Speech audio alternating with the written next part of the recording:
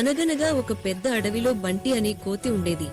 బంటి సాధారణ కోతి కాదు, అది బలమైనది, చురుకైనది, ఇంకా చాలా హాస్యమయమైనది. ఎప్పుడూ చెట్టు మీద ఊగుతూ, నవ్విస్తూ, అందరినీ సంతోషపరుస్తూ ఉండేది. ఒకరోజు అడవిలో పెద్ద తుఫాను వచ్చింది. చిన్న జంతువుల ఇళ్లు కూలిపోయాయి.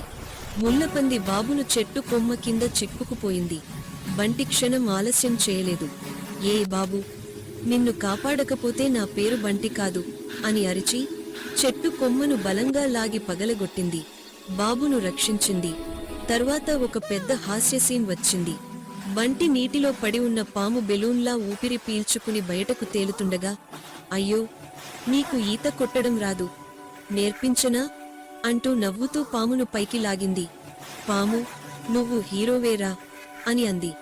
ఒకసారి అడవిలో సింహం మగరాజు చిక్కుకున్న గుంతలో పడిపోయింది. ఎవ్వరూ వెళ్లడానికి భయపడ్డారు. కాని బంటి మాత్రమే దూకింది. కర్రలు, వేరు చెట్లు కలిపి ఒక దారాన్ని చేసుకుంది. సింహాన్ని పైకి లాగుతూ చెమటలు పట్టినా చివరికి కాపాడింది. సింహం కళ్లల్లో నీళ్లు కట్టుకున్నాయి. బంటి, నువ్వు చిన్నవాడివే కాని నీ హృదయం పెద్దది. నువ్వే మా అడవి రక్షకుడు అని చెప్పి బంటి మెడలో పూలమాల వేసింది.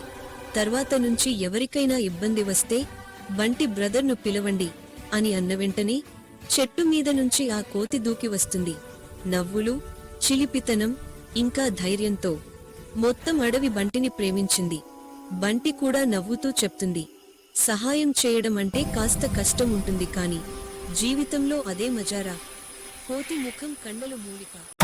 మీ అల్లరారి పిల్లని సబ్స్క్రైబ్ చేసేయండి కదా.